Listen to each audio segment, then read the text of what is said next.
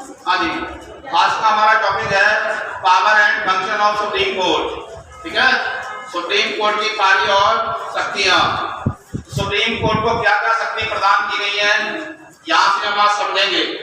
सबसे पहली चीज है, यहाँ पर ध्यान देंगे आप, पहला हेडिंग हमारा सुप्रीम कोर्ट एक रिकॉर्डेड कोर्ट है। हेडिंग नोट कर लीजिए आप, सुप्रीम कोर्ट एक रिकॉर्डेड कोर्ट है। सर्वोच्च न्यायालय एक अभिलेख न्यायालय है। सर्वोच्च न्यायालय एक अभिलेख न्यायालय है। अभिलेख मीन्स रिकॉर्डेड कोर्ट है।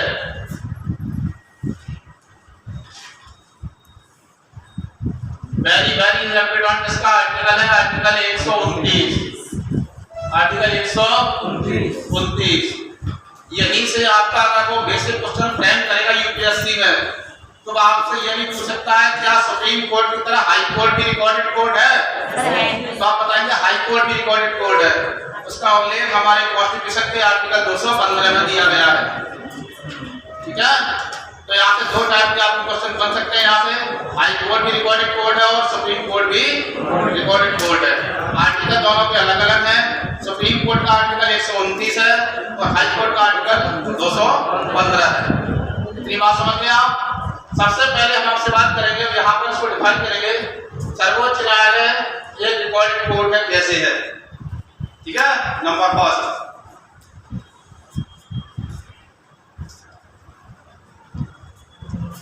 इसके निर्णय सुरक्षित रखे जाते हैं।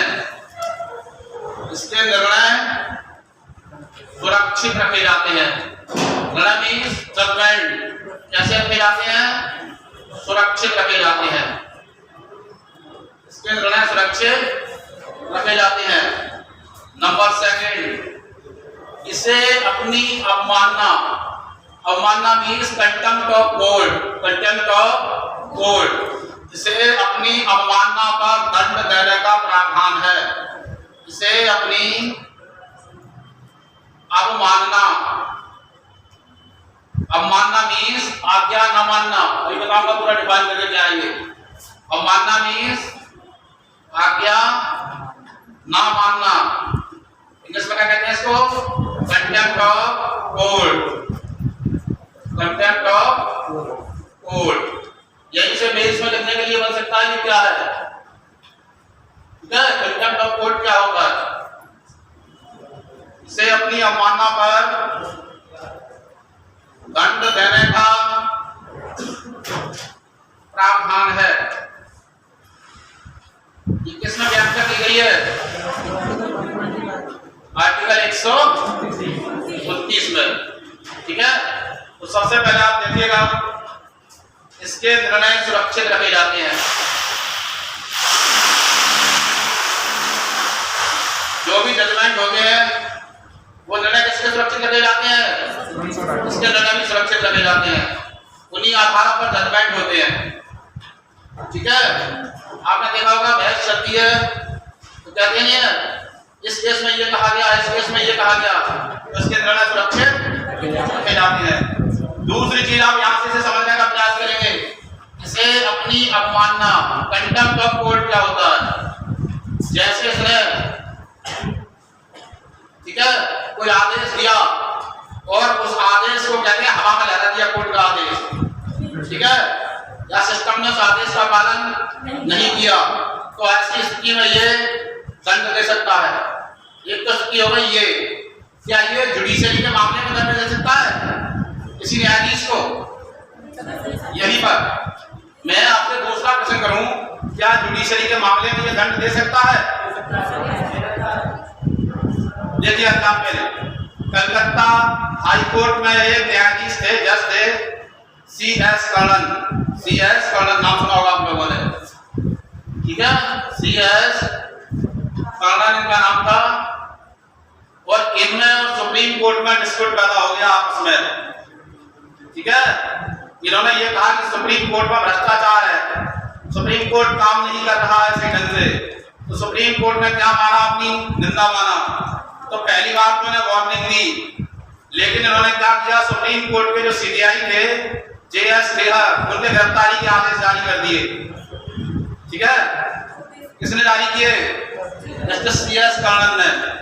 फिर उसके बाद 7 जज बैठे कॉन्स्टिट्यूशनल बेंच और इनको गिरफ्तार करने के आदेश दे दिए गए। क्लियर हो गया? ठीक है। और ये गिरफ्तार कर लिए गए। अब आपके दिमाग में ये प्रश्न उठ रहा होगा कितने महीने की सजा का प्रावधान होता है यहाँ? 6 मंथ की सजा कंटेम्प्ट ऑफ कोर्ट के मामले में। ठीक है, 6 महीने की सजा काटने के लिए क्या हुआ, फिर बाहर आ गए। आगे बात समझ में? ठीक है। तो इसे अपनी अवमानना पर क्या है बोलो, दंड देने का प्रावधान है। यहाँ हिंदी में परेशान करेगा आपको शब्द में, अवमानना कह दे, आपका ना मानना कह दे, अवहेलना कह दे। ठीक है। और इंग्लिश में एक वर्ड है कंटेम्प्ट ऑफ कोर्ट। क्या इसके लिए हमारी पार्लियामेंट ने कोई प्रावधान दिया है? आर्टिकल 129 में तो प्रावधान ही है। क्या हमारी पार्लियामेंट ने इसके लिए कोई प्रावधान किया है? क्या कानून बनाया इसके लिए? बनाया है 1971। ठीक है, कंटेम्प्ट ऑफ कोर्ट एक्ट लिख लीजिए आप, कंटेम्प्ट ऑफ कोर्ट एक्ट 1971 1971। हाँ जी, दोनों में होती है। अभी आएंगे आप मामले को, सिविल मामले कौन से होते हैं सब आएंगे अभी, पूरा आपके लिए राइट में आप देखेंगे इसको। ठीक है, देखिए आप कंटेम्प्ट ऑफ कोर्ट एक्ट, अवमानना अधिनियम, सीधे देखिए आप अवमानना अधिनियम, न्यायालय अवमानना अधिनियम 1971। ठीक है, हिंदी वाले लिखेंगे क्या, न्यायालय अवमानना अधिनियम 1971, कंटेम्प्ट ऑफ कोर्ट एक्ट 1971। ठीक है, इसके तहत क्या हुआ, इन पर कार्रवाई हुई और कारावास हुआ। ठीक है, जेल के बाद ये दोबारा पद पे रहे होंगे? नहीं। हाँ, पद वाली बात सुन लीजिए आप सारे लोग, सुनिए, बहुत अच्छा था क्वेश्चन है ये। कोई भी सुप्रीम कोर्ट का न्यायाधीश रिटायर्ड होने के बाद वकालत नहीं करेगा, एक तो ये चीज। लेकिन अगर आपके दिमाग में प्रश्न उठ रहा है इसे, क्या हाई कोर्ट का न्यायाधीश वकालत कर सकता है? तो मैं आपको बताऊंगा प्रोसेस क्या है। आर्टिकल 220 में ये प्रोसेस दी गई है कि हाई कोर्ट का न्यायाधीश, अलग लिख लीजिए आप, बॉक्स बना के SST। ठीक है, हाई कोर्ट का न्यायाधीश जिस अदालत में है, जिस हाई कोर्ट में है, ठीक है, पद पर रहा है, उसमें वकालत नहीं करेगा। अन्य हाई कोर्ट में वकालत कर सकता है और सुप्रीम कोर्ट में वकालत कर सकता है, लेकिन अधीनस्थ न्यायालय में वकालत नहीं करेगा। ठीक है, तो अब अलग लिख लीजिए इसको, सुप्रीम कोर्ट का कोई भी न्यायाधीश, रुक जाओ पहले मैं बोलना पसंद किया, सुप्रीम कोर्ट का कोई भी न्यायाधीश किसी भी अदालत में वकालत नहीं करेगा।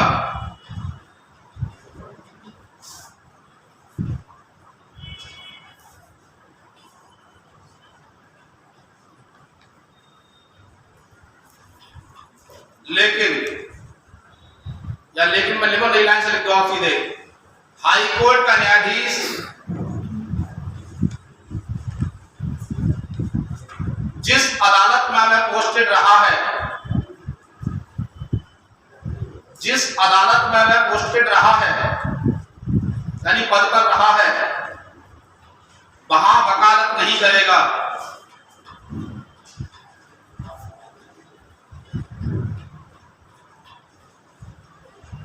अन्य हाई कोर्ट में वकालत कर सकता है, अन्य हाई कोर्ट में वकालत कर सकता है। जैसे कोई न्यायाधीश है, इलाहाबाद हाई कोर्ट से रिटायर हो गया वो, तो क्या वो इलाहाबाद हाई कोर्ट में वकालत करेगा? नहीं करेगा। वो चाहे तो और हाई कोर्ट में वकालत कर सकता है, लेकिन लोअर कोर्ट में बिल्कुल भी वकालत नहीं कर सकता, लिख लीजिए आप। लेकिन अधीनस्थ न्यायालय में वकालत नहीं करेगा। आर्टिकल 220।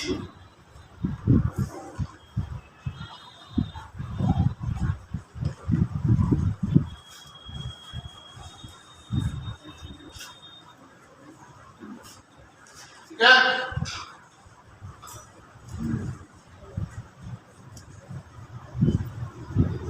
तो ये आपको समझ में आ गया क्वेश्चन कैसे बनेगा, या फिर प्रश्न कैसे बनेगा। बेसिक तो आपसे ये पूछ लेगा आर्टिकल 129 में क्या डिफाइन किया गया है। सुप्रीम कोर्ट एक रिकॉर्डेड कोर्ट है। रिकॉर्डेड कोर्ट का मीनिंग क्या है? उसके निर्णय सुरक्षित रखे जाते हैं, इसे अपनी अवमानना पर दंड देने का प्रावधान है। यहीं से एक और चीज कह सकता है वो आपसे, निम्न प्रश्नों पर विचार कीजिए या निम्न कथनों पर विचार कीजिए। यहाँ लिखेगा statement number 1, statement number 2, statement number 3। तो स्टेटमेंट नंबर 3 में क्या लिख सकता है वो, हमारी संसद ने इसके लिए कंटेम्प्ट ऑफ कोर्ट एक्ट 1972 कर देगा, 71 की जगह कंफ्यूज करने को आपको क्या कर देगा, 1972 पास किया है। तो आपके दिमाग में इतना तो होगा, रिवीजन भी करें ढंग से करें, क्या कंटेम्प्ट ऑफ कोर्ट एक्ट तो है इसके लिए, लेकिन 1971 है, 72 नहीं है। ठीक है, तो 1 और 2 सही हो जाएंगे, तीसरा हमारा गलत हो जाएगा और 1971 लिखा है तो हो जाएगा ऑल ऑफ दीस। आगे बात समझ में क्लियर हो रहा है? माइनर मिस्टेक कर रहा है यूपीएससी में, और ऐसा ही बच्चा यूपीपीसीएस में भी आ रहे हैं, सीधे उससे नहीं आ रहे। अब ऐसे डालिए आप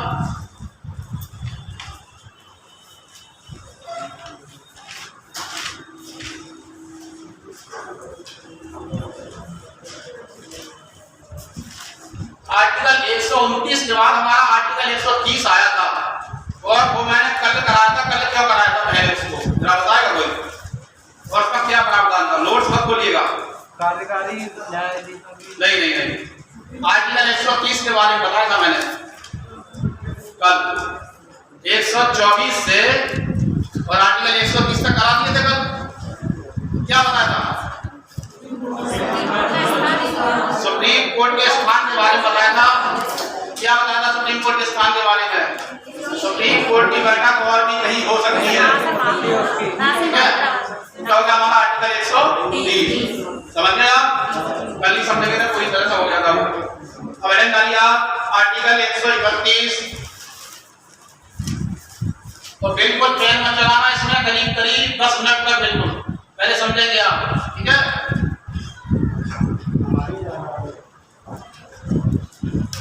यहाँ केवल शब्द का हेरफेर होगा, वही क्वेश्चन कन्वर्ट हो जाता है। ठीक है, तो सबसे पहली चीज हम यहाँ पे देखेंगे आप सुप्रीम कोर्ट की मूल अधिकारिता, मौलिक अधिकारिता नहीं बोली है मैंने, मूल अधिकारिता या प्रारंभिक क्षेत्राधिकारिता। ठीक, सुप्रीम कोर्ट की मूल या प्रारंभिक क्षेत्राधिकारिता, इसको इंग्लिश में बोलते हैं। देखो मूल अधिकारिता अगर मौलिक अधिकारिता में लिखता तो मैं इंग्लिश में क्या लिखता, फंडामेंटल राइट, लेकिन यहाँ क्या लिखा जाएगा, ओरिजिनल ज्यूरिडिक्शन। क्या लिखा जाएगा यहाँ पर? Original jurisdiction.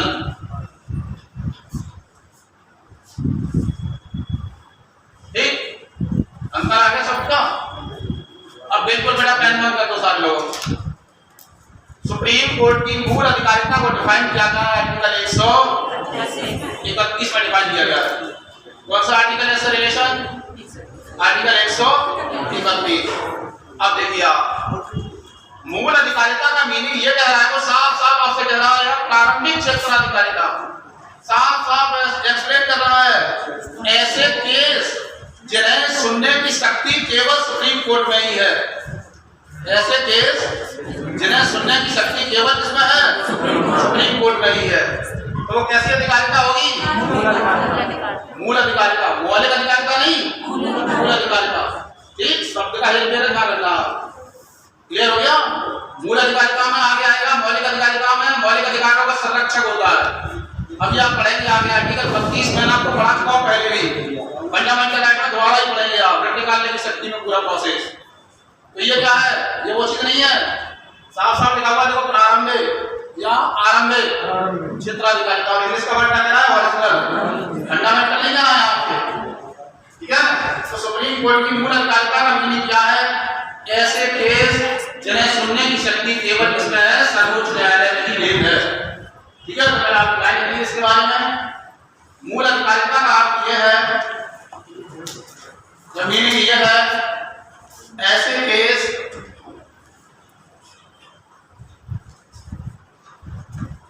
जिन्हें सुनने की शक्ति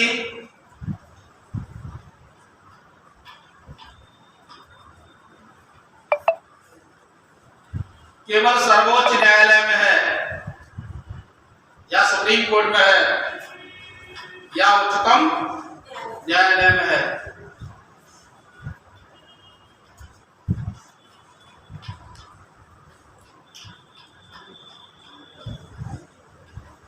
ठीक है, अब वो कौन कौन से मामले हैं वो प्रश्न आपके दिमाग में आ रहे होंगे।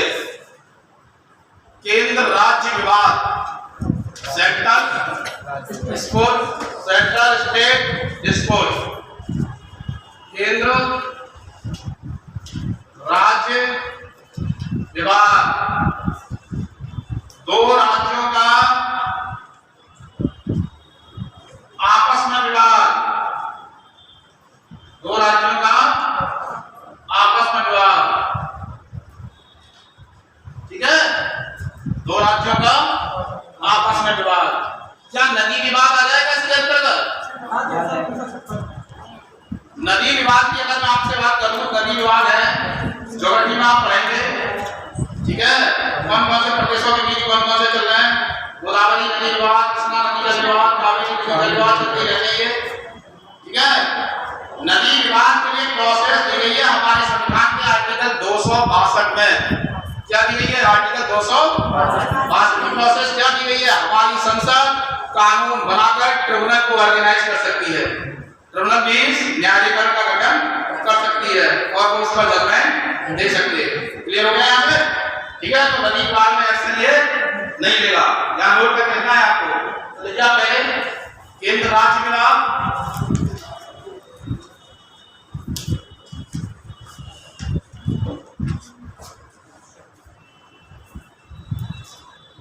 दो राज्यों के आपस में विवाद, दो राज्यों के या दो या अधिक राज्यों में विवाद। एक तीसरा स्टेटमेंट और लिख लीजिएगा, संघ शासित प्रदेश और केंद्र के बीच विवाद, यानी यूटी मींस यूनियन टेरिटरीज और सेंटर के बीच विवाद।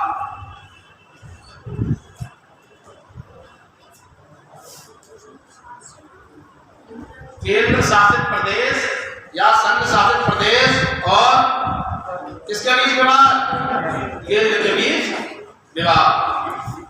विवाद का विधान का कोई एग्जाम्पल है आपकी नजर में इस समय का? जी बताइए। पुडुचेरी का मामला था। पुडुचेरी के मामले में आप लोगों को मालूम होगा, सरकार वहां की गिरी, वहां आरोप लगाया गया कि स्पीकर ने हमारी सरकार को गिराया है जानबूझकर। तो सुप्रीम कोर्ट ने क्या कहा आप लोगों को मालूम होगा? के लक्ष्मी नारायण केस, नाम सुना है? के लक्ष्मी नारायण केस में सुप्रीम कोर्ट पहले कह चुका था, क्या कह चुका था कि नॉमिनेट मेंबर को उतनी ही पावर है जितनी इलेक्टेड मेंबर को है। तो विवाद सुलझाया नहीं सुलझाया? ठीक है, अब मान के चलो आप दिल्ली सरकार संशोधन विधेयक है ये। ठीक है, जाहिर सी बात है, यहाँ सीधे सीधे साफ साफ एक्सप्लेन किया गया है कि सरकार का मतलब एलजी है, सरकार का मतलब एलजी है। तो इसका मतलब है कि लोकतंत्र की सरकार है, जो कहना चाह रहे हैं, जो आलोचक है कि लोकतंत्र की सरकार, उसका कोई औचित्य नहीं रह जाएगा। ठीक है, तो अगर केस इस पर हो सकता है तो सुप्रीम कोर्ट इस पर जजमेंट अपना देगा। क्लियर हो गया? ठीक है, एग्जाम्पल से समझने का प्रयास करें, समझ में आपको आ जाएगा।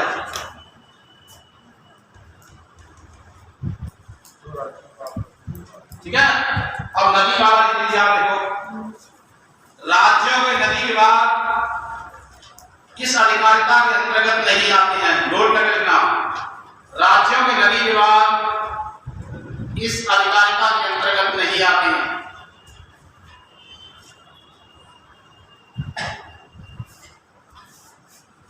ठीक है,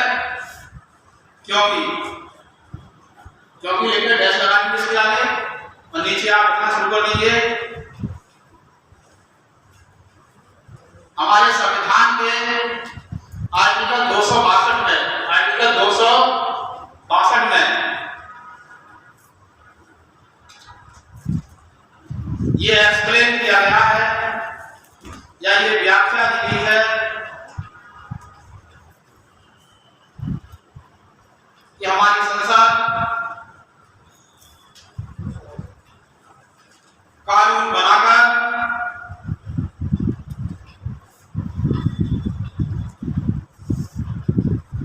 नदी सभी विवाद को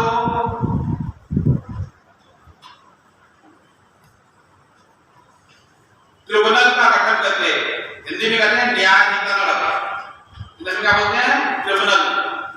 ट्रिब्यूनल का गठन करके सुलझा सकती है, ट्रिब्यूनल का गठन कर सकती है, सुलझाने की कर सकती है, ट्रिब्यूनल का गठन कर सकती है। संसद थोड़ी सुलझ जाएगी, बात ले लो, सुलझाएगा कौन? ट्रिब्यूनल। ठीक है, हिंदी में क्या बोलेंगे इसे? न्यायाधिकरण।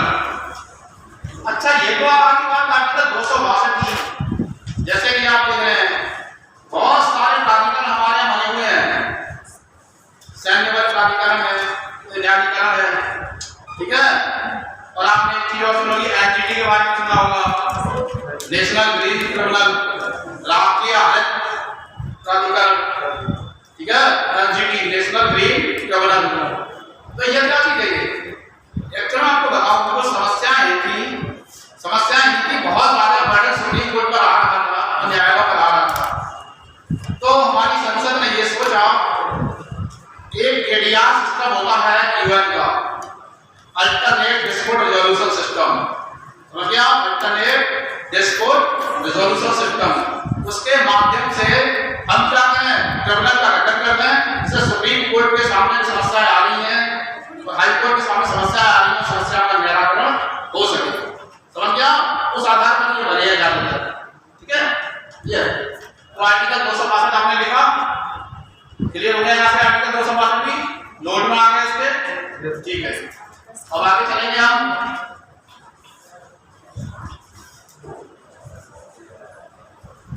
आगे एक चीज पर बात करना चाहूंगा आपसे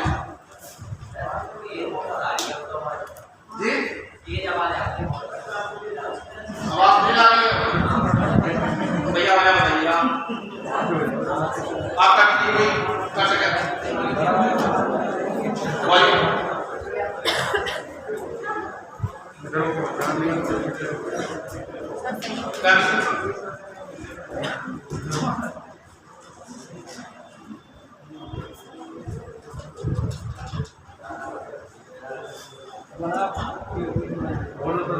अब आ रही है?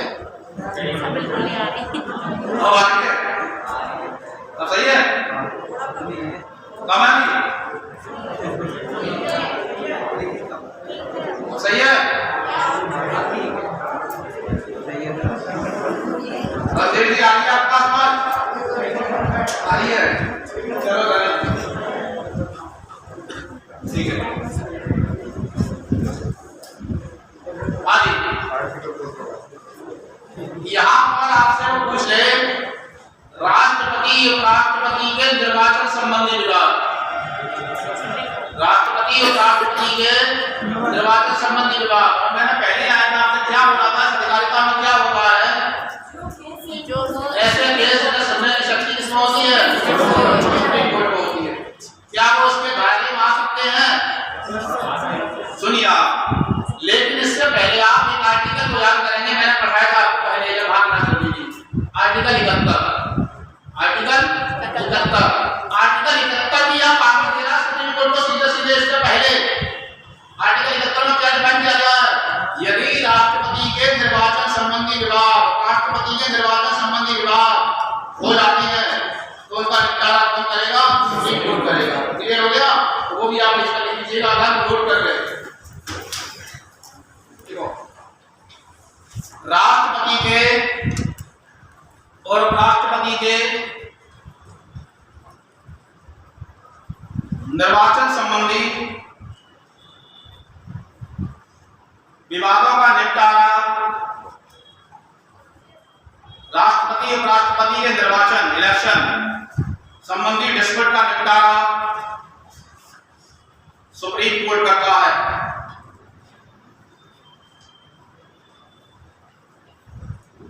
आर्टिकल 71 71 के अंतर्गत, आर्टिकल 71 के अंतर्गत तो पहले दे रखा है आर्टिकल 71 में, ठीक है। यहाँ इसे तक किसी लगाने की जरूरत नहीं है, 71 में आ गया, 71 से आप हट कर देंगे क्वेश्चन को। लेकिन अधिकारिता में, अधिकारिता इसी के पास है, सुप्रीम कोर्ट के पास। आप ये ना सोचेंगे सुप्रीम कोर्ट क्या करेगा, हाई कोर्ट को कर सकता है ऐसा मामला, है हाई कोर्ट इस बार एक्शन ले सकता है।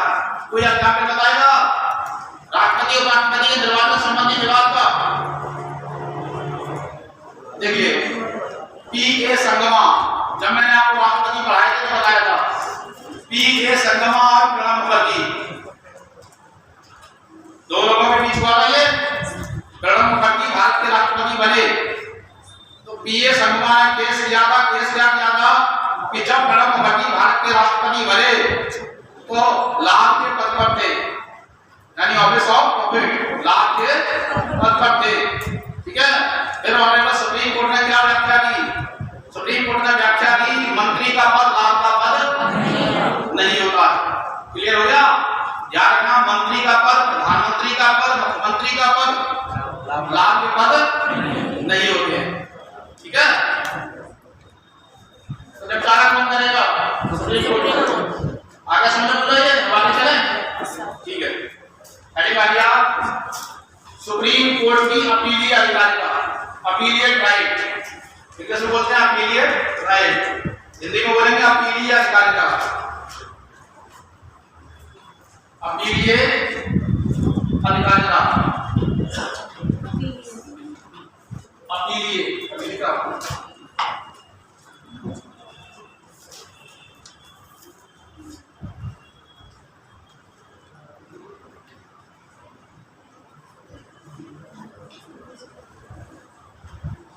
हम अपीलीय अधिकारिता की बात करेंगे। तीन प्रकार की अपील सुप्रीम कोर्ट में की जाती है सामान्यतः। वैसे तो मैं आपको दिखाऊंगा किस प्रकार से अपील की जाती है, ठीक है। तो सबसे पहले अपीलीय अधिकारिता की से बात करें हम तो क्या क्या डिफाइन किया गया है यहाँ से? सामान्यतः तीन प्रकार की, वैसे कई प्रकार की अपील है, आप देखेंगे यहाँ। तो सबसे पहली चीज आर्टिकल 132, आर्टिकल 132 हेडिंग डाल दिया कॉन्स्टिट्यूशनल मामले में अपील, संवैधानिक मामले में अपील।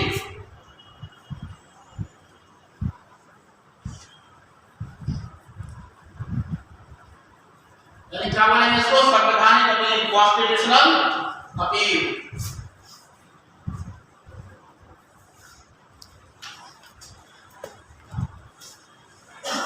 ठीक है।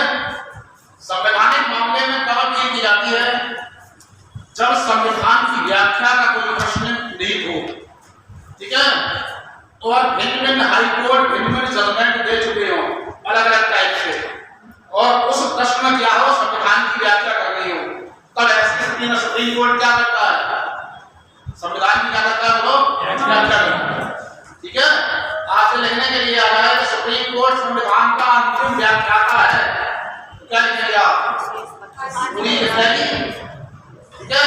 क्या लिखेंगे आप? कॉन्स्टिट्यूशनल अपील जब की जाती है किस आर्टिकल के तहत की जाती है? 132 के तहत की जाती है। कब की जाती है? जब संविधान की व्याख्या का प्रश्न निहित हो, ठीक है, और भिन्न भिन्न हाईकोर्ट भिन्न भिन्न जजमेंट दे चुके हो, ठीक है। नोट करिए आप इसको। आर्टिकल 132 के अनुसार सुप्रीम कोर्ट में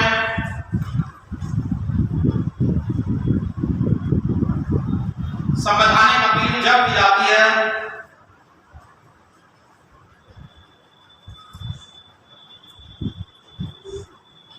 जब संविधान की व्याख्या का प्रश्न निहित हो, जब संविधान की व्याख्या का प्रश्न निहित हो,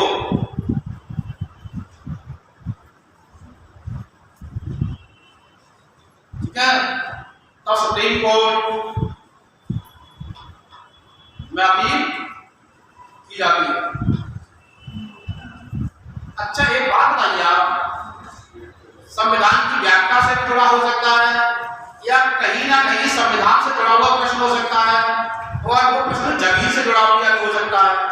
कोई एग्जाम्पल आपकी नजर में इस टाइप का है? देखिए राम मंदिर मुद्दा आपने सुना होगा। देखो पार्लियामेंट नहीं बनाएंगे, इसको सुनाएंगे नहीं भाई। इसमें जजमेंट दिया गया था हाईकोर्ट के द्वारा, ये जो भूमि थी वन पर जमीन निर्मोही अखाड़े को दी थी, वन पर जमीन रामलला को दी गई थी और 1/3 जमीन मुस्लिम को दी गई। ठीक है, फिर लोगों ने आपत्ति की, मुस्लिम समुदाय के लोगों ने बोले ये हमें 1/3 जमीन दी है और 2 हिस्से मतलब ज्यादा हिस्से इनके पास है। यहाँ पर फिर व्याख्या दी गई, व्याख्या ये दी गई, बोले यहाँ पर आपकी कल्चर का कोई अवशेष नहीं बना है आर्कियोलॉजिकल सोर्सेस के आधार पर, यानी पुरातत्व के आधार पर। फिर भी हमने आपको, ठीक है, इस सेकुलरिज्म संविधान होने के नाते जमीन दी है, समझ गया, जमीन प्रदान की है। ये मुद्दा है नहीं था, तो ये जुड़ गया, उससे भी धर्म से भी जुड़ गया, यहाँ से भी जुड़ गया। ठीक है, फिर भी 1/3 जमीन दी है। उसके बाद फिर सुप्रीम कोर्ट ने आपको बाद में व्याख्या की, फिर आगे का केस अभी दी के खिलाफ ये था। ठीक है, हाई कोर्ट ने अपना मामला क्या कर दिया नया दे दिया था जजमेंट, फिर उन्होंने फिर क्या किया था अपील की थी। तो ये दीवानी से जुड़ी हुई है और सॉरी इससे जुड़ी हुई है, जमीन जायदाद से और उससे भी जुड़ी हुई है। ठीक है, यहाँ पर क्या कहते हैं, हम पर निधन दिया गया, हम पर निधन दिया गया, फिर हाई कोर्ट ने कहा यहाँ पर हमने न्याय संगत होते हुए भी आपको जमीन प्रदान की गई है यहाँ पर। ठीक है, इसलिए प्रदान की गई है, आप समझ रहे हैं। लेकिन सर राम मंदिर का डिस्प्यूट तो आर्टिकल 42 में आया, कौन सा राम मंदिर का डिस्प्यूट जो है सुप्रीम कोर्ट ने जी, वो आर्टिकल 42 में क्यों दिया आपने? वो है प्रोसेस। ठीक है, निकालिए ये जो प्रोसेस भाई, ये केवल हाई कोर्ट की बात कर रहा हूँ, सुप्रीम कोर्ट की नहीं, ये तो हाई कोर्ट ने दिया था। आपको मालूम होना चाहिए 2011 का केस है ये। ठीक है, वो आगे आएंगे कैसा वाला आगे 133 लिखना, आर्टिकल 133। देखो दीवानी मामले में अपील, दीवानी मामले में अपील।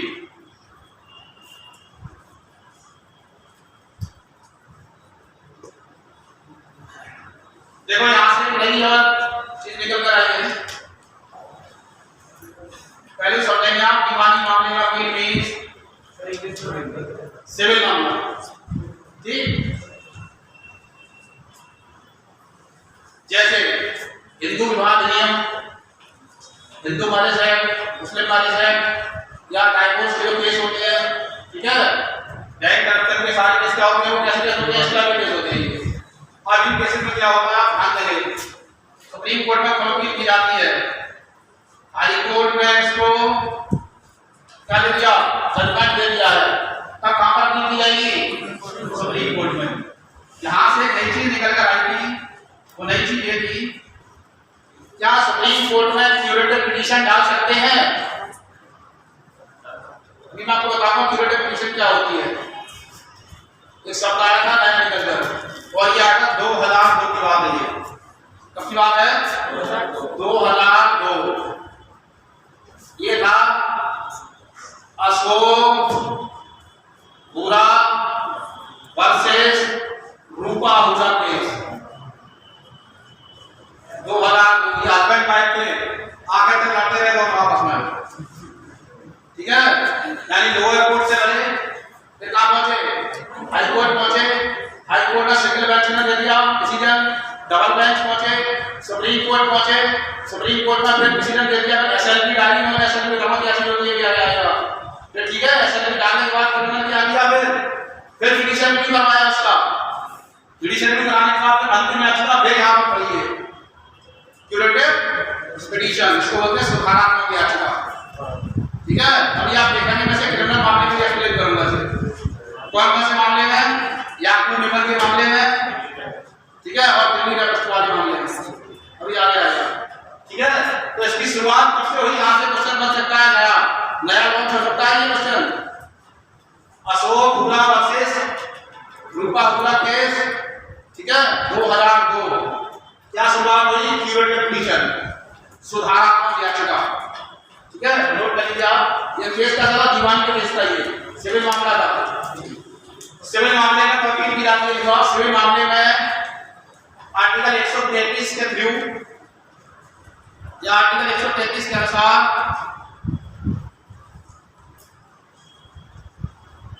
जब अपील की जाती है, हाई कोर्ट ने डिसीजन दे दिया हो,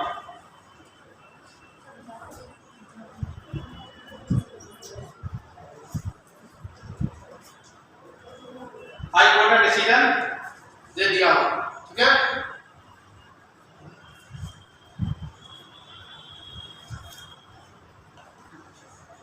ये ध्यान रखना, पहला ट्रायल कहां पर चलेगा? लोअर कोर्ट में चलेगा पहला ट्रायल। फिर कहां पर आएगा? High court. आप ये ना सोचे सीधे हाई कोर्ट नहीं आ गया मामला, ठीक है। फिर कहां जाइए? Supreme court. बैठिंग आ गया क्रिमिनल मामले में अपील, क्रिमिनल अपील।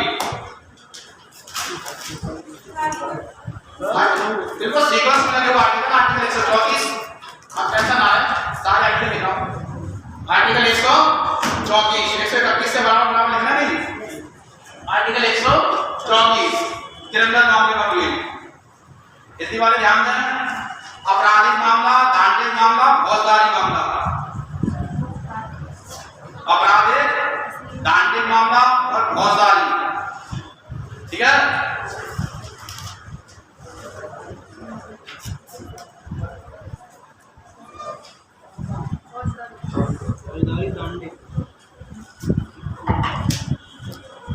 देखो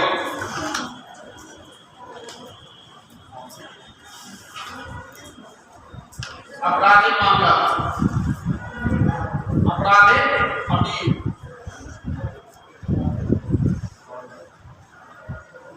आपराधिक मामलों में अपील। आर्टिकल कौन सा हमारा सीक्वेंस में चल रहा है? बिल्कुल 134,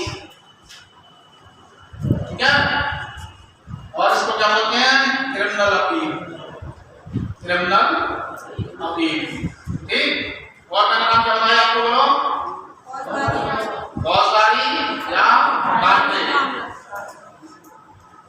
ठीक है। नाम से सबसे पहली चीज आप देखिए, कोई क्रिमिनल और क्रिमिनल की जो सजा कोर्ट, हमारे जो लोअर कोर्ट होते हैं, मीन्स अधीनस्थ न्यायालय, अभी मैं आपको बता रहा हूं सुप्रीम कोर्ट। आप कहोगे लोअर कोर्ट का नाम क्यों लिया? यहां पर आ रहा है इसलिए, ठीक है। लोअर कोर्ट की अगर हम आपसे बात करें तो लोअर कोर्ट का प्रोसेस होती है, उसमें एक तो आपका सेशन कोर्ट, ठीक है, और कोर्ट ऑफ मजिस्ट्रेट, यानी न्यायाधीश और जज में अंतर होता है। न्यायाधीश, सॉरी, मजिस्ट्रेट और न्यायाधीश में डिफरेंस होता है, एक ही नहीं होती है। ध्यान दीजिए आप, मजिस्ट्रेट और जज, ठीक है। कैसे वो आप थोड़ा सा यहाँ देखेंगे, अगर मैं यहाँ पर क्रिमिनल कोड को डिफाइन कर दिया थोड़ा सा, तो ये आएगा कोर्ट ऑफ सेशन, यानी सेशन कोर्ट, ठीक है। और court of magistrate, court of magistrate, ठीक है। सेशन कोर्ट के अंतर्गत जो हो गया आपके, तो क्या होंगे? डिस्ट्रिक्ट जज या एसजे, लिखना होगा बिल्कुल कुछ भी, एडीजे या एएसजे, एएसजे, ठीक।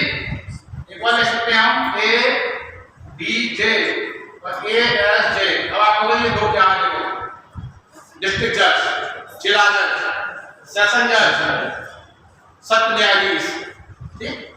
एडिशनल डिस्ट्रिक्ट जज, अपर जिला जज, एडिशनल सेशन जज, ठीक है। असिस्टेंट, असिस्टेंट नहीं, सहायक, सहायक जिला जज और सहायक सत्र न्यायाधीश, ठीक। कल मैंने आपको बताया कि कोई अंतर होता है इनमें? नहीं होता। मान करिए आप ये व्यक्ति है जैसे कोई, ठीक है, जैसे ये है, इनका नाम है विकी। अब ये यदि सिविल मामले सुन रही है तो इनको क्या बोला जाएगा? जिला जज। यदि ये क्रिमिनल मामले सुन रही है तो क्या बोला जाएगा इनको? सेशन जज। इनकी कोर्ट को क्या बोला जाएगा? सेशन कोर्ट, ठीक है, सत्र न्यायालय। अब यहाँ पे क्या, अब मेरा लिखने का क्या यहाँ उद्देश्य है? यहाँ पर जो है यहाँ पे court of magistrate, court of magistrate को दो भाग में डिवाइड किया गया है यहाँ पर, जुडिशियल मजिस्ट्रेट और एग्जीक्यूटिव मजिस्ट्रेट। आप ईसीएस पास करके क्या जुडिशियल मजिस्ट्रेट बनोगे या ये एग्जीक्यूटिव मजिस्ट्रेट बनोगे? समझ गया? तो मजिस्ट्रेट में क्या शामिल है? कार्यपालिका का व्यक्ति शामिल होता है। जानने का मतलब क्या होता है, लेकिन जज न्यायपालिका का व्यक्ति शामिल होता है। क्लियर हो गया? Magistrate means sub divisional magistrate, SDM, divisional magistrate होते नहीं है, ठीक है। तो judicial magistrate means CJM, chief judicial magistrate, ACJM, additional chief judicial magistrate, judicial magistrate first, judicial magistrate second. यहाँ पर आप जानते हैं डीएम, एडीएम, एसडीएम, ठीक है। यहाँ पर ये कोड ऑफ मजिस्ट्रेट और कोड ऑफ, अब मैं यहाँ से आपको समझा रहा हूँ, यहाँ से बहुत सारी है। यहाँ पर तो मृत्युदंड देने की जो पावर होती है वो इन लोगों में होती है, इसको भी नहीं होती है, इनको होती किसी को। समझ आप? जैसे मान के चलिए आप केस है कोई, मृत्युदंड किन मामले में दिए जाते हैं? आईपीसी का सेक्शन 121, भारत सरकार से युद्ध करना, भारत सरकार से युद्ध करना सीधे सीधे क्या है, मृत्युदंड का प्रावधान है, बचने का प्रावधान है कहीं से कहीं का। ठीक, दो चीज और होती है, बहुत सारी चीजें होती है। एक चीज आपने देखी होगी, आईपीसी का सेक्शन 300 आप लोगों ने पढ़ा होगा, तो लॉ वाले आईपीसी का सेक्शन 299 पढ़ा होगा लॉ वालों ने। 299 को बोलते हैं कल्पेटेड होमोसाइड और ये मर्डर, बिल्कुल सही बता रहा हूं, ठीक है। डिफरेंस क्या होता है इनमें? इसको हिंदी में कहते हैं मानववध और इसको हिंदी में कहते हैं हत्या। ठीक, अंतर क्या है? जैसे तुरंत आप समझ जाएंगे, अलीगढ़ से कोई व्यक्ति ट्रेन में दिल्ली के लिए चढ़ा, सीट के पीछे झगड़ा हुआ, एक व्यक्ति ने दूसरे को उठाकर ट्रेन से फेंक दिया, वो व्यक्ति मर गया। ठीक, वो जानता है कि फेंकने से मर जाएगा व्यक्ति, करना बैटरी लगी इसने फेंक दिया, ठीक है, तो वो हत्या नहीं है, वो कल्पेटेड होमोसाइड है, मानववध है। यहीं पर उस व्यक्ति का झगड़ा हुआ, झगड़ा हो जाने के बाद बिल्कुल वो शांत हो गया, बोला नहीं, और उसने क्या किया, पूरी फटिंग लगा दी, गाजियाबाद या दांडी में लोगों को तैयार कर लिया। तो यहाँ पर तो उसने आवेश मारकर मारा है, किसी को आवेश मारकर मारा है, और यहाँ पर कूल माइंड है, बिल्कुल दिमाग उसका बिल्कुल संतुलन में है, वो जानता है पूरी तरह, तो ये क्या हो गई, हत्या। ठीक है, कल्पेटेड होमोसाइड के मामले में डेथ पेनल्टी नहीं होती है। क्या बता रहा हूं आपको, कल्पेटेड होमोसाइड के मामले में डेथ पेनल्टी नहीं होती है। डेथ पेनल्टी के मामले में होती है हत्या के मामले में। यहां से क्लियर हो गया? अब किसी अधीनस्थ न्यायालय ने, और अधीनस्थ न्यायालय वर्ड मीन सेशन कोर्ट ने, ठीक है, कोर्ट ऑफ मजिस्ट्रेट नहीं, सेशन कोर्ट ने किसी अभियुक्त को मृत्युदंड दिया, अभियुक्त को मृत्युदंड दिया। जब अभियुक्त को मृत्युदंड दिया है तो सेशन कोर्ट को मृत्युदंड देने की पावर तो है, लेकिन हाई कोर्ट से कंफर्मेशन लेगा, वो डायरेक्ट मृत्युदंड नहीं दे सकता, हाई कोर्ट कंफर्म कर देगा, मृत्युदंड लिख देगा, सही है। और बोला मृत्युदंड दिया, दिया नहीं सुनाया, मृत्युदंड का मतलब मृत्यु दे दिया उसने, लटका दिया, लटका थोड़ी जाता, समझ गया, सुना दिया। अब यहाँ से क्या हुआ, क्लियर हो गया यहाँ से? इसके बाद कहाँ होगी, हाई कोर्ट में होगी, कहाँ होगी, हाई कोर्ट में होगी। अब हाई कोर्ट ने क्या किया, बरकरार रखा, हाई कोर्ट ने बरकरार रखा, तब आर्टिकल 124 के तहत अपील कहाँ होगी,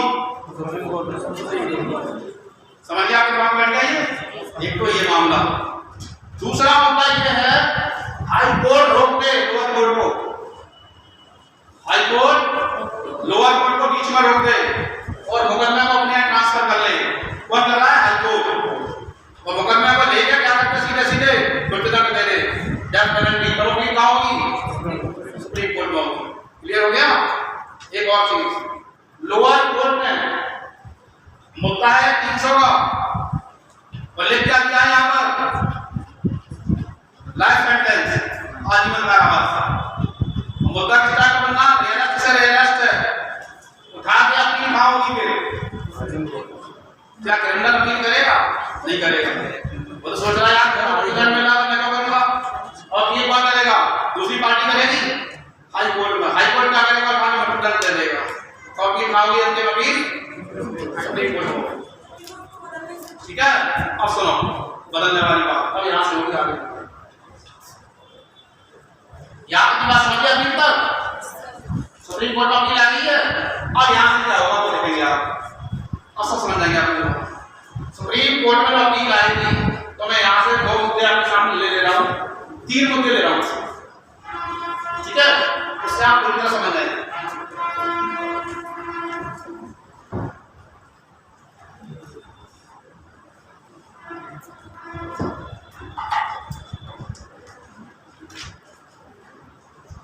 इतिहास में अच्छे लोगों को याद किया जाता है, उन्हें दुष्टों को याद किया जाता है। हाँ, और क्या है? सुनो, सुरेंद्र कोहली निठारी कांड का हत्यारा, बच्चों के इसमें खून तक दिए मार मार के। हाँ जी, याकूब मेमन और दिल्ली रैपिड्स, ठीक है। सुनिए एक एक करके मुद्दे को समझिएगा। सुप्रीम कोर्ट ने क्या किया कि उन्होंने अपील दी, तो फाइनल डिसीजन क्या दे दिया? डेथ सेंटेंस बरकरार रखा कि एक बार हो गया, ठीक। अब एक बार हो गया, यहाँ से दोबारा फिर क्या करेंगे? रिव्यू पिटीशन दाखिल करेंगे, समीक्षा। इसकी समीक्षा, इसी की समीक्षा, सुप्रीम कोर्ट के केस की समीक्षा होगी। साहब समीक्षा में क्लियर कर दिया ठीक है, मृत्यु दंड है आपके लिए, कोई रह नहीं। अब पहुंचेंगे मर्सी पिटीशन, दया याचना आर्टिकल 73 राष्ट्रपति के पास। मर्सी पिटीशन में भी क्लियर कर दिया, तीसरा स्टेप हो गया डेथ सेंटेंस। अब क्या होगा? मर्सी पिटीशन के खिलाफ पिटीशन रिव्यू हो सकता है। चौथा स्टेप, पिटीशन रिव्यू मींस राष्ट्रपति ने जो एक्शन लिया है उसके खिलाफ भी यहाँ पर जांच हो सकती है। दिल्ली रैपिड्स वाले मामले में ये कहा गया था कि राष्ट्रपति ने अपने विवेक का इस्तेमाल नहीं किया, यहाँ सीधे सीधे हमारी याचिका को क्या कर दिया? ठुकरा दिया, वही सुप्रीम कोर्ट, ठीक है। हाँ, सुप्रीम कोर्ट में चला ये मामला, ध्यान समझ गया, ठीक है, हो गया यहाँ पर जुडिशियल रिव्यू हो गया साहब। फिर अब एक्सटेंसिव भी डाली जा सकती है यहाँ विशेष इजाजत अपील सुप्रीम कोर्ट में, आर्टिकल 136 में दिखाना हम कैसे करेंगे, ठीक है। 2 मामले में डाली जाती है, एसएलपी तो सीधे डाली जाएगी और एक इस तरीके से। एसएलपी में क्लियर हो गया, ठीक है। अब क्या होगा? अंतिम याचिका बची है क्यूरेटिव पिटीशन, सुधारात्मक याचिका, इसमें भी क्लियर हो गया। अब फांसी का बंदा है, सही है। अब क्या है? फांसी का बंदा। अब देखिए आप, क्यूरेटिव पिटीशन में सुरेंद्र कोहली को छोड़ दिया गया, आज तक छूटा हुआ है, ये जेल में है। और क्यूरेटिव पिटीशन में दोनों को इनको लटका दिया गया, सही है। अब एक चीज और देखिए आप, अब आपके दिमाग में आ रही है प्रोसेसिंग क्या है? क्यूरेटिव पिटीशन से पहले जब यहाँ पर एसएलपी के बीच में जब यहाँ से क्लियर कर दी जाती है तो ध्यान देना डेथ वारंट जारी होगा, ठीक है। और डेथ वारंट वो कोर्ट जारी करेगा जहाँ सबसे पहले ट्रायल हुआ। ट्रायल का मतलब क्या है? सेशन कोर्ट का होगा ट्रायल, ठीक है। वो कोर्ट क्या करता है? डेथ वारंट जारी कर दिया उसने, उस कोर्ट ने जब डेथ वारंट जारी कर दिया, फिर वकील साहब दिल्ली रैपिड्स के जेपी सिंह डेथ वारंट के खिलाफ हाई कोर्ट चले गए, रोक दिया गया, फांसी की तारीख कर दी साहब, ठीक है। फिर क्या हुआ? हाई कोर्ट ने क्लियर कर दिया, वकील साहब सुप्रीम कोर्ट चले गए, ठीक है। सुप्रीम कोर्ट में क्या हुआ? फिर रात में फिर कोर्ट खुलवाया, ठीक है। रात में कोर्ट फिर खुलवाया तो सुप्रीम कोर्ट ने क्लियर करा कि कोई रह हम करेंगे नहीं, लटका दो सीट, तो लटकाया गया। फिर इंटरव्यू लिया गया माननीय वकील साहब का, क्या कह रहे थे पता है? उन्होंने पूछा मीडिया वालों ने, ऐसा ये क्या हुआ है? आपके जो क्लाइंट थे वो परमात्मा के पास चले गए, बोले परमात्मा के पास नहीं गए, वो क्या हो गया? उनका जुडिशियल मर्डर किया गया, ये नहीं आपने ये ज्ञान दे। जब बच्चे थे ये बताइए आप, जुडिशियल मर्डर हुआ, इस तरीके के ज्ञान लोग दिए, मतलब रिव्यू पिटीशन और मर्सी पिटीशन के बीच में अलग-अलग डेथ वारंट में जारी होती है। ऐसा होता है कभी भी यास्थान जल्दी यहाँ से जैसे जारी किया, ठीक है, लोअर कोर्ट ने जारी कर दिया, उसके खिलाफ चले गए, हाई कोर्ट ने जारी कर दिया, उसके खिलाफ चले गए, सुप्रीम कोर्ट ने जारी कर दिया, फिर बीच में कोई पिटीशन बैठा दी तो जारी तो लोअर कोर्ट से होता है, डेथ वारंट जारी होता है लोअर कोर्ट से, तो लोअर कोर्ट के खिलाफ आप हाई कोर्ट जा सकते हैं कि उसने असंवैधानिक तरीके से डेथ वारंट जारी कर दिया जल्दी में, ठीक है। अच्छा ही बात भैया, मुझे इसका पॉजिटिव नेगेटिव पॉइंट क्या है, इतना किया गया है, क्या हमारा कानून और संविधान क्या क्रिमिनल को बचाने के चांस दे रहा है, यही से लिखने वाला है नेगेटिव पॉजिटिव। आप समालोचना में लिखेंगे, आप आलोचना नहीं करेंगे, सीधे सीधे कहिए बचाने के चांस दे रहा है, हमारे कानून के तथ्य आ गया, हमारा कानून, हमारा संविधान बहुत सुंदर संविधान है, ठीक है, बहुत अच्छा संविधान है हमारे देश का, तो कानून बहुत अच्छा कानून है, तथ्य नहीं है क्या, ठीक है। यहाँ है क्या, व्यक्ति को एक नैसर्गिक न्याय का सिद्धांत होता है, नेचुरल जस्टिस का, पूरे का पूरा से उपाय किया जा रहा है, हो सकता है कोई व्यक्ति निर्दोष फंस गया हो, ठीक है, नैसर्गिक न्याय का सिद्धांत नहीं छाड़ेगा जाता, इतनी है प्रोसेस दिए गए। एक और चीज आपको बताऊं, नया मामला, यदि फांसी होने में देर हो जाए तो देर से फांसी देने के विरुद्ध सरकार, वो मामला था कौन सा, राजीव गांधी की हत्या वाला, राजीव गांधी की हत्या की गई थी, उसके बाद जब तक वो लड़की की वही तो सुसाइड करना तो वही खत्म हो गई थी, उसके बाद क्या हुआ भैया, यहाँ प्रोसेस चलती रही, चलने के बाद उन्होंने ये कहा कि या तो आर्टिकल 20 का उल्लंघन है, आर्टिकल 20 में मैंने आपको पढ़ाया था दोहरादंड, यानी एक तो उन्होंने सजा काट ली इतने साल और फिर आपने फांसी पर लटकाओगे, तो मद्रास हाई कोर्ट ने क्या कहा, पलट दिया फैसला, तो काम का चला गया था, वहां पर सुप्रीम कोर्ट में चला गया था, रोक दी फांसी, रुक गई, आगे बात समझ में। तो हमारे संविधान के आर्टिकल 21 में मैंने क्या पढ़ाया था आपको, देर से फांसी देने के विरुद्ध अधिकार, मतलब क्या है, किसी व्यक्ति को जब फांसी क्लियर हो गई तो आप उसे जिंदा कर सकते, जान देकर जिंदा रखने का मतलब है वो अपनी लाइफ को भटकर जिएगा, और लाइफ को भटकर जीना इसके गरिमापूर्ण जीवन जीने का अधिकार को छीन लेता है, ठीक है। तो गरिमापूर्ण जीवन जीने का अधिकार नहीं, आर्टिकल 21 फंडामेंटल राइट का संरक्षक कौन होता है, सुप्रीम कोर्ट हाई कोर्ट होता है, एक्शन लेकर उनकी सजा को बदल देते। आगे बात समझ में, अब आगे कैसे करें, आगे कैसे करें, ऐसे नहीं आ रही पता नहीं कब, ये समझ के भैया कब रात जाती है,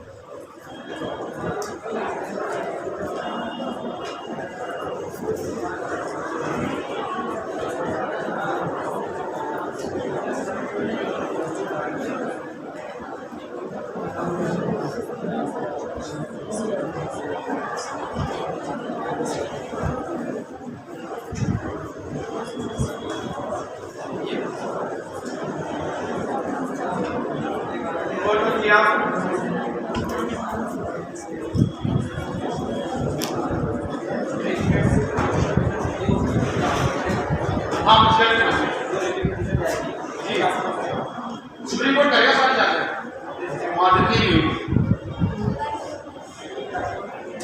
हाई कोर्ट अगर दो मामले में एक्शन लेगा, जैसे डेथ वारंट जारी हुआ है, हाई कोर्ट ने जारी किया है, कोई बात इसमें होम मिनिस्ट्री का हाँ भाई साहब, रोल ये होता है, मैं आपको अपने गुरु का मामला बता दूं थोड़ा सा। अफजल गुरु ने 2001 में पार्लियामेंट पर अटैक किया था, पूरी तरह दुर्दांत आतंकी था वो, ठीक है।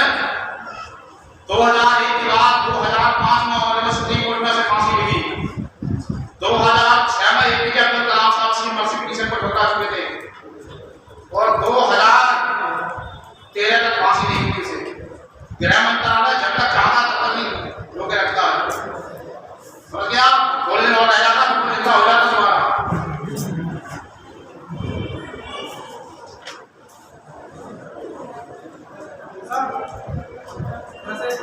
सेशन कोर्ट में हमने बाबा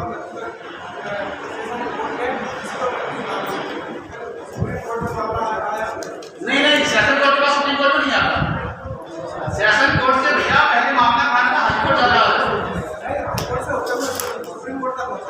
हाँ सुप्रीम कोर्ट जो मृत्यु जो वारंट जारी करेंगे सेशन कोर्ट करेगा या सुप्रीम कोर्ट करेगा?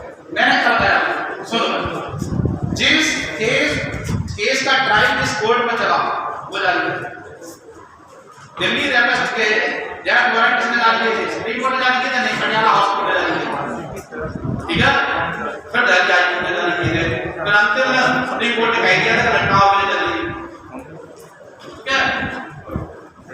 और हाँ एक चीज और, सुप्रीम कोर्ट का एक और आदेश है, ये इतना दिन क्यों नहीं रहा है, यह आदेश दिया गया है कि यदि 4 क्रिमिनल हैं या 5 क्रिमिनल हैं, 6 क्रिमिनल हैं, उनमें से एक के सारे विकल्प पूरे हो चुके हैं ये, तो एक को फांसी पर नहीं लटकाया जाएगा। सारे व्यक्ति अपने विकल्प का इस्तेमाल करेंगे तब लटकाया जाएगा। नहीं तो एक का विकल्प चल रहा है, एक के हो गए, फिर दूसरे के हो गए, फिर तीसरे के हो गए, फिर चौथे के हो गए, इस तरीके से विकल्प चल रहे हैं। तो राइट टू इक्वलिटी का अगर नहीं, राइट टू इक्वलिटी नहीं होगा, वो चीज नहीं है। या एक चीज मान लिया कि जॉइंट लायबिलिटी लॉ में, जॉइंट लायबिलिटी का मतलब ये है जैसे 4 लोग हैं, आप 4 लोग, आपका अकाउंट में 1,000 पूरा लगेगा, 4 लोग हैं, जैसे 4 लोग किसी व्यक्ति को पीटने जाते हैं और पीट धो रहे हैं और 2 बराबर में खड़े हैं, तो बराबर ही अपराध माने जाएंगे, वो जॉइंट लायबिलिटी, ठीक है। क्योंकि सबका इंटेंशन एक ही था, सबका इंटेंशन क्या था? इंटेंशन मींस इरादा।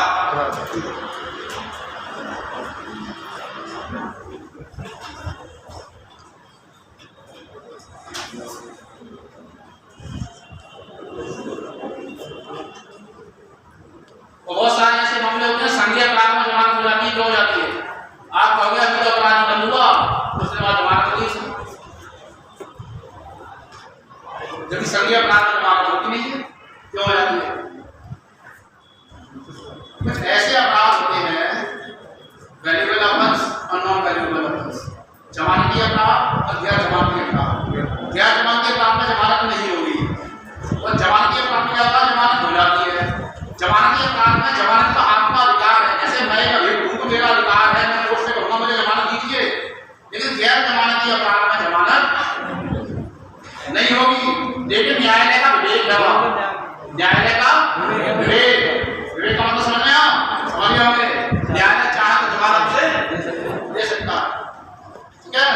वो आप आगे देखेंगे, CRPC धारा 437 आपके कोर्स का लिए, वो तो नाबालिग साहब उसको बच्चे को नहीं, वो बिल्कुल अच्छा जुबैनल वाला मुद्दा ही है, जुबैनल वाला मुद्दा ही है, इस पर हम बात करेंगे आपसे बहुत लंबे समय, क्योंकि इसको प्रावधान में बदल दिए गए हैं, ठीक है।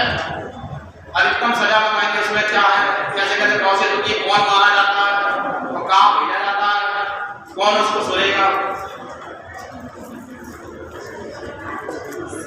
हाँ जी, कैलिफोर्निया में असल की विशेष इजाजत appeal, special leave petition, special leave petition 136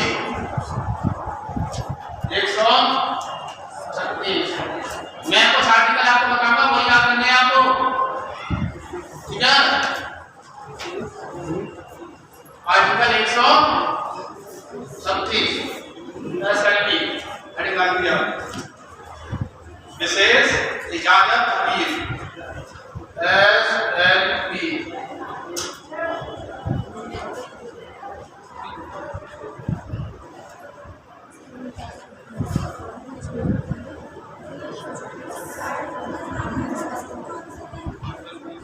article 136 please request आपसे कैमरा चलाना चाहिए, ठीक है। अच्छा पहले चलाओ तो लोगे कैसे, अब लिखने से भी तो काम चलेगा, मैं आगे मैं अगला बोलना शुरू कर दूं क्या, चलो भैया 136 देखेंगे आप। लोअर कोर्ट से मामला कहाँ गया है? नहीं, हाई कोर्ट गया, ठीक है। हाई कोर्ट ने क्या किया है? सजा सुना दी है, सजा सुना दी है या फैसला सुना दिया है, जो भी है,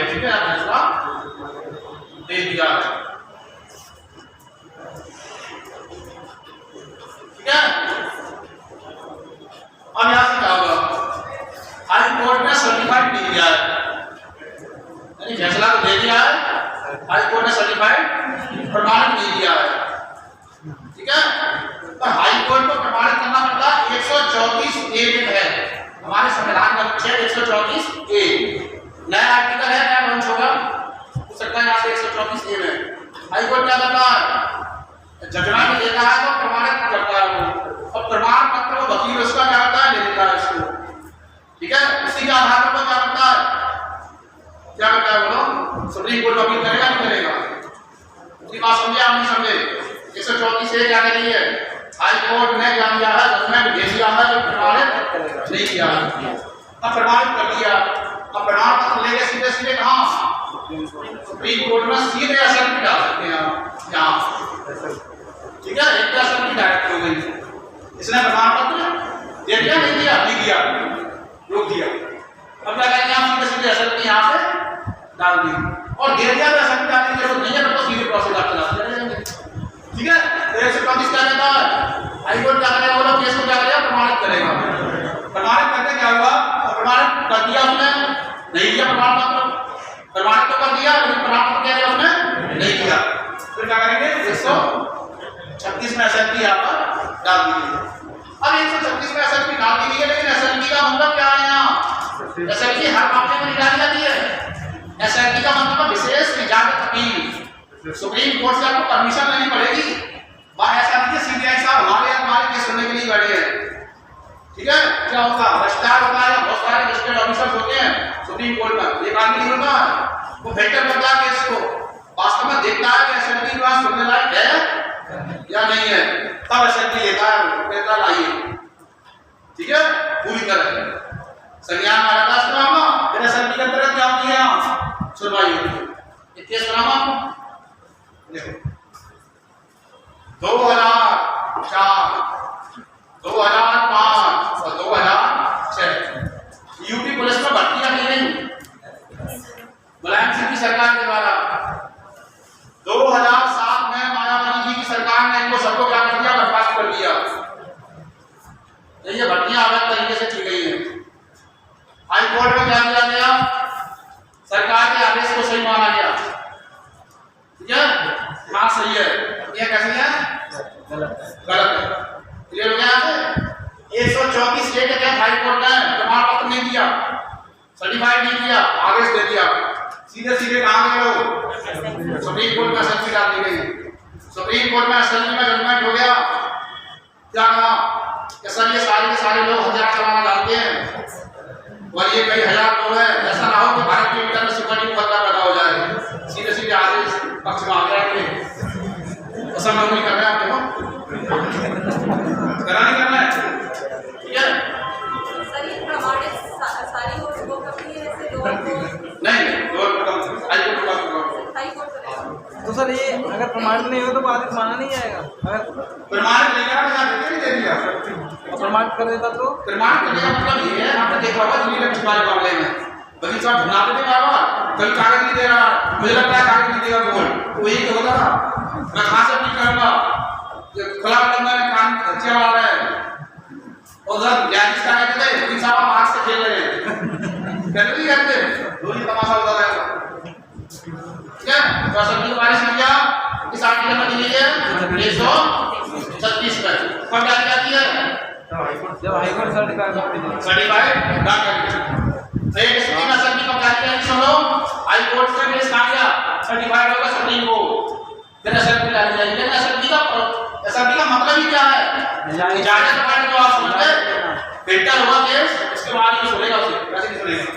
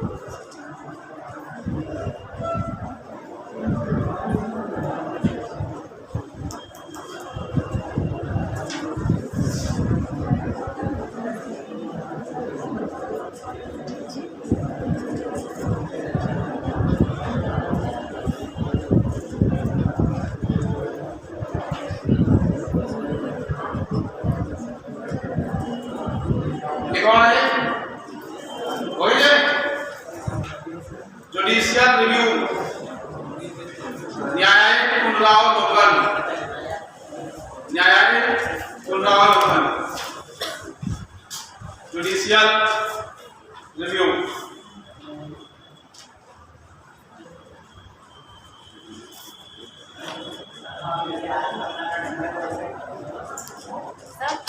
एसएससी से जुड़ा हुआ सिर्फ एक ही केस आया है। बहुत सारे केस ये बात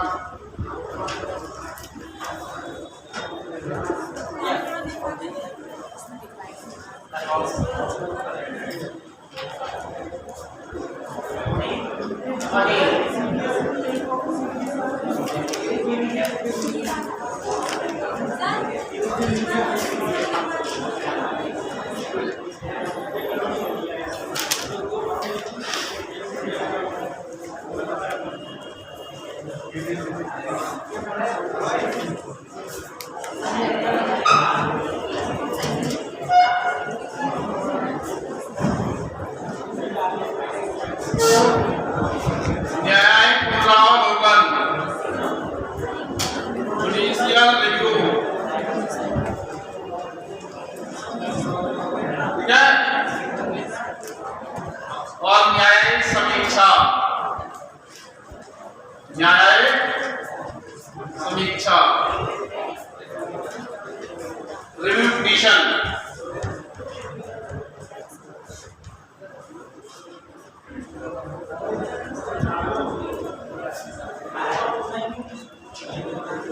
तो पहली चीज आप देखेंगे इसमें, बिल्कुल फैन मत कर दीजिए थोड़ी देर के लिए। न्यायिक पुनरावलोकन। न्यायिक पुनरावलोकन क्या होता है?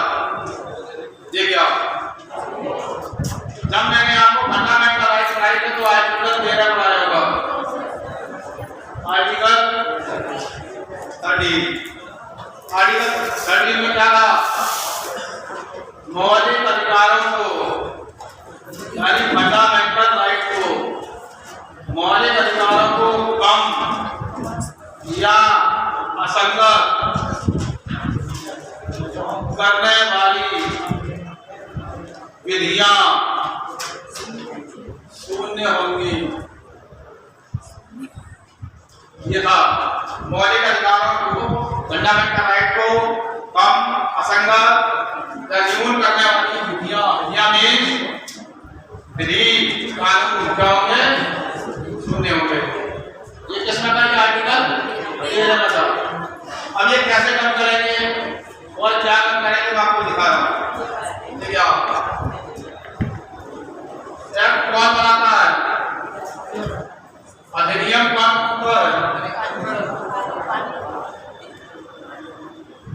अधिनियम बनाता है पार्लियामेंट, संसद या राज्य का विधानमंडल। गौरवानी बनाते हैं संसद तथा राज्य का विधानमंडल। ये क्या बात है? पार्लियामेंट ने अधिनियम बनाया, राज्य के विधानमंडल ने अधिनियम बनाया। यदि अधिनियम फंडामेंटल राइट को रीच करता है, यानी मौलिक अधिकारों का उल्लंघन करता है, वायलेशन करता है उनका, तो ये विधि क्या होगी?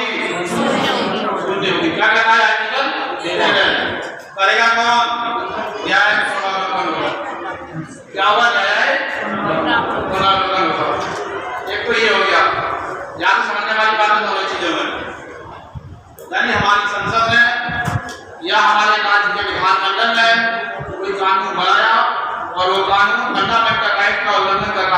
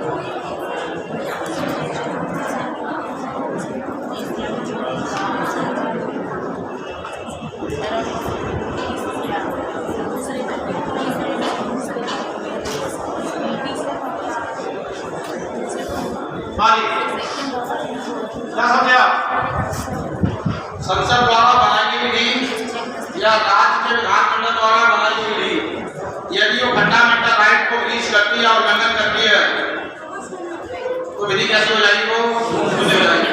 आर्टिकल 13 में ये व्याख्या दी गई है। अब आप सोचो कि फिर आर्टिकल 137 क्या है यहाँ? करेगा कौन इस विधि को शून्य? करेगा कौन? यहाँ पर सुप्रीम कोर्ट। क्लियर हो गया? ये है। अब एक और चीज देखेंगे आप, एक तो ये चीज आ गई। अब ये विधि शब्द मैंने लिखा है, विधि में क्या क्या है? रूल्स। रूल्स मीन्स नियम, ठीक है? कोई प्रथा जिससे विधि का दर्जा दे दिया गया हो, वर्षों तक चली आ रही प्रथा से विधि का दर्जा दे दिया गया हो। विधि का मतलब ऑर्डिनेंस। ऑर्डिनेंस मीन्स अध्यादेश। सब आपकी विधि है। नियम, प्रथा से विधि का दर्जा दे दिया गया हो या ऑर्डिनेंस, ठीक है? ये कोई भी चीज क्या कर रही है? हमारी कॉन्स्टिट्यूशन को ब्रीच कर रही है, तो ऐसी स्थिति में क्या होगा? विधि कैसी हो जाएगी? शून्य हो जाएगी। एक तो बात ये समझ गया, ठीक है। दूसरी चीज मैंने लिखा है न्यायिक समीक्षा। इसका मीनिंग क्या है? न्यायिक समीक्षा। ये न्यायिक समीक्षा क्या होती है? आप लोगों ने एग्जाम्पल में आपको बता रहा हूं, मौलिक अधिकारों में संशोधन से संबंधित केस सुने हुए आप लोगों ने। किसमें? मौलिक अधिकारों में। मौलिक अधिकार मीन्स फंडामेंटल राइट में संशोधन से संबंधित केस। तो क्या हुआ है उनकी बार समीक्षा हुई है? कैसे? केस देख लीजिए आप, इससे पूरी तरह आपको क्लियर हो जाएगा। देखिए, यही से देश में हिलने के लिए आपकी आवश्यकता है। मौलिक अधिकारों में संशोधन के इतिहास को एक्सप्लेन कीजिए। क्या करेंगे आप? सबसे पहले समीक्षा लेकर के जाएगा, ये देखिए आप 1967 गोलकनाथ केस, ठीक। 1973 केशवानंद भारती सभी एक एक करके एक्सप्लेन कर रहा हूं। देखिए आप गोलकनाथ केस में साफ माननीय उच्चतम न्यायालय ने ये कहा और सुप्रीम कोर्ट ने ये कहा फंडामेंटल राइट में कोई संशोधन नहीं होगा, ठीक है? यानी मौलिक अधिकारों में संशोधन नहीं होगा। फिर क्या हुआ? समीक्षा के लिए 1973 के सबसे बड़ी बेंच बैठी थी 13 न्यायाधीशों की केशवानंद भारती केस में। क्या कहा? हमारी संसद संविधान में संशोधन कर सकती है और मौलिक अधिकारों में संशोधन कर सकती है, लेकिन संविधान के बेसिक फीचर को नहीं बदल सकती। बेसिक फीचर मींस मूल ढांचा। अब आपके दिमाग में प्रश्न आ रहा होगा कि मूल ढांचा क्या है? मूल ढांचा मींस संविधान की सर्वोच्चता, संविधान की धर्मनिरपेक्ष छवि, जुडिशियल रिव्यू, ठीक है? क्या मूल ढांचे के अंदर आ रही है। तो यहाँ पर बेसिक फीचर को एक्सप्लेन किया गया। इतनी बात समझ आ गई? ठीक है। लेकिन इससे पहले अगर संशोधन का इतिहास आ जाएगा तो हम यहाँ पर एक केस भी डालेंगे। इससे पहले जब गोलकनाथ केस में समस्या उत्पन्न हुई, आपसे इंटरव्यू पूछ सकता है यहाँ से कि गोलकनाथ केस में जब ये समस्या उत्पन्न हो गई है, मौलिक अधिकारों में संशोधन नहीं होगा, तो उसके पास क्या उपाय किया गया? आप ये बताइए, केशवानंद भारती केस किया गया? अगर नहीं होगा वास्तव में तो क्या होगा? इसका उपाय कर दिया गया 24वां संविधान संशोधन अधिनियम 1971। तो बीच में क्या आ गया? ये 24वां संशोधन यानी कॉन्स्टिट्यूशनल अमेंडमेंट एक्ट 1971। तो गोलकनाथ केस में समस्या उत्पन्न हुई थी। क्या समस्या उत्पन्न हुई थी? फंडामेंटल राइट में संशोधन नहीं होगा। 24वां संविधान संशोधन अधिनियम 1971 में ये एक्सप्लेन कर दिया गया कि हमारी संसद मौलिक अधिकारों में संशोधन कर सकती है। क्लियर हो गया? अभी बात समझ में? यानी हमारी संसद ने सुप्रीम कोर्ट के आदेश के खिलाफ क्या काम कर दिया? कौन सा अमेंडमेंट था ये? और ये 24वां अमेंडमेंट में मैंने बहुत सारी बातें आपको बताई हैं। राष्ट्रपति क्या बताया? भूल गए? नहीं। संविधान संशोधन विधेयक को ना तो रोक सकता है, ना पुनर्विचार के लिए वापस कर सकता है। इसको ध्यान रखें, 10% का इस्तेमाल करेगा। बताया मैंने आपको, संविधान संशोधन विधेयक दोनों सदनों से पास होगा, प्रेसिडेंट के सामने जाएगा, तो प्रेसिडेंट क्या करता है? हस्ताक्षर करता है। और यही से यूपीएससी लेकर पढ़ते क्वेश्चन का तो 24वां संशोधन के बारे में भी विचार है। नंबर फर्स्ट पहला विचार देगा आपके सामने दिया कोलमनाथ केस में उत्पन्न हुई समस्या को सुलझा दिया गया। ठीक है, समस्या का पहला हो गई मौलिक अधिकारों में कोई संशोधन नहीं हुआ। ठीक है, दूसरी चीज क्या समझा दी बताओ? राष्ट्रपति संविधान संशोधन विधेयक पर हस्ताक्षर करने के लिए बाध्य होगा। दो स्टेटमेंट हो गए। अब यहाँ पर लिख देगा वो ए ओनली फर्स्ट, बी में लिखेगा ओनली सेकंड, सी में लिखेगा ऑल ऑफ दीस और डी में लिखेगा नन ऑफ दीस। आंसर समझ में आएगा? ठीक है, अब यहाँ से लिखेंगे आप अगला केशवानंद भारती केस आया। केशवानंद भारती केस के बाद आया हमारा 42nd अमेंडमेंट मिनी कॉन्स्टिट्यूशन 2022 से 42वां संशोधन 1976। क्या कहा गया 42nd अमेंडमेंट में? गौर से सुनना, हमारी संसद मौलिक अधिकारों में संशोधन कर सकती है। संशोधन करने की शक्ति असीमित और अपार है। क्या बोला? असीमित और अपार है। हमारी संसद के द्वारा किया गया संशोधन का जुडिशियल रिव्यू नहीं होगा। क्या बोला मैंने? जुडिशियल रिव्यू नहीं होगा। मतलब जुडिशियल रिव्यू की पावर क्या किया आपने? छीन ली गई। क्लियर हो गया? लेकिन फिर केस आया मिनर्वा मिल्स केस। हाँ बिल्कुल सही बोला, Minerva mills case 1980। Minerva mills case 1980 में क्या एक्सीडेंट किया गया?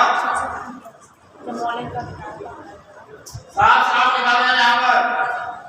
ठीक है, हमारी संसद के द्वारा किया गया संशोधन यदि वो फंडामेंटल राइट को ब्रीच करेगा तो बार बार उसका जुडिशियल रिव्यू किया जा सकता है। तो ये सारे के सारे इतिहास हो गए, आप लिख सकते हैं यहाँ से। तो ये क्या है? न्यायिक समीक्षा इसमें की गई, फिर इसमें की गई, फिर इसमें की गई। और समस्या जो मैंने समझाई वो क्या क्या थी? 24वां संशोधन और कौन सा था? यहाँ पर क्या क्या करनी है?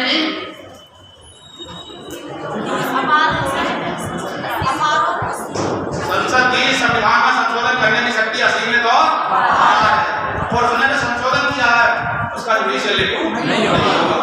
मिनर्वा मिल्स केस में क्या दिया गया? मिनर्वा मिल्स केस में कहा गया संविधान की रक्षा करने का अधिकार उच्चतम न्यायालय के पास है। उच्चतम न्यायालय के पास है इसकी संविधान की रक्षा करने का अधिकार। ठीक है, यदि कोई स्थिति बनती है और फंडामेंटल राइट को ब्रीच करती है तो उसका जुडिशियल रिव्यू किया जा सकता है। मैं आपको बता रहा हूं, क्या हमारी संसद के द्वारा कोई कॉन्स्टिट्यूशनल अमेंडमेंट किया गया? और यहाँ पर जवाब विधि में बताइए आपको। विधि में क्या बताना है आपको? नियम कोई प्रथा से विधि का दर्जा दिया गया है या ऑर्डिनेंस? अब यहाँ पर बात ये हुई, बात क्या हुई?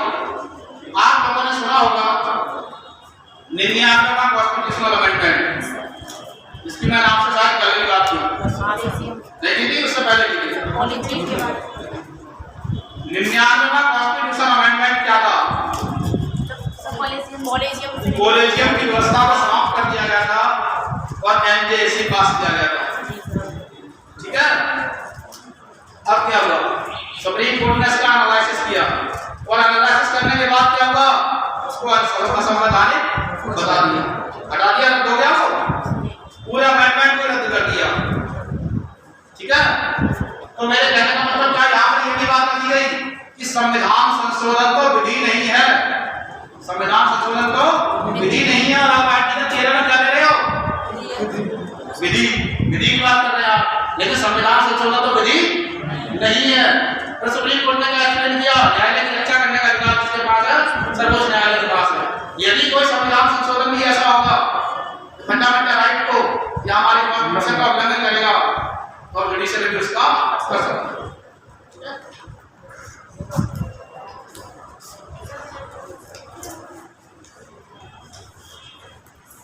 नोट कर लीजिए आप इसके साथ।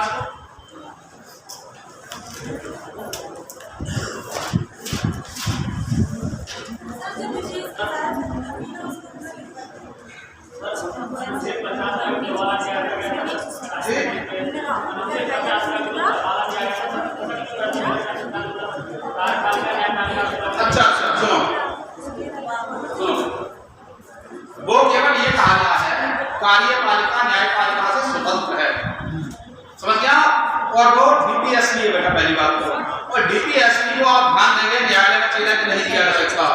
आर्टिकल 37 का साफ साफ कहता है चाहे तो हमारी संसद उसके लिए कानून बना सकती है। डीपीएसपी क्या हो गए कल्याणकारी राज्य की बात करते हैं, ठीक है, वो आप जानते हैं अगर केस फाइल नहीं होगा, ठीक है, बस वहां पर एक्सप्लेन कर दिया गया है। उसके आधार पर यदि हमारी पार्लियामेंट कोई कानून बना सकती है तो कोर्ट उसका संरक्षक होने के नाते एक्शन ले सकता है, वैसे नहीं लेगा सीधे सीधे, ठीक है। जैसे मान के चलिए आप पंचायती राज समय इलेक्शन हो चलेंगे, अब चल ही रहे हैं।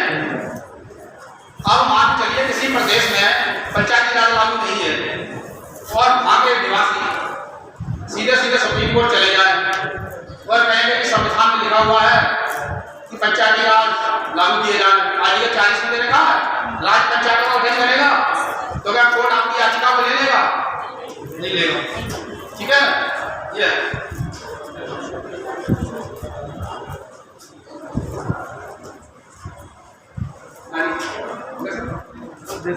कितने प्रावधान संशोधित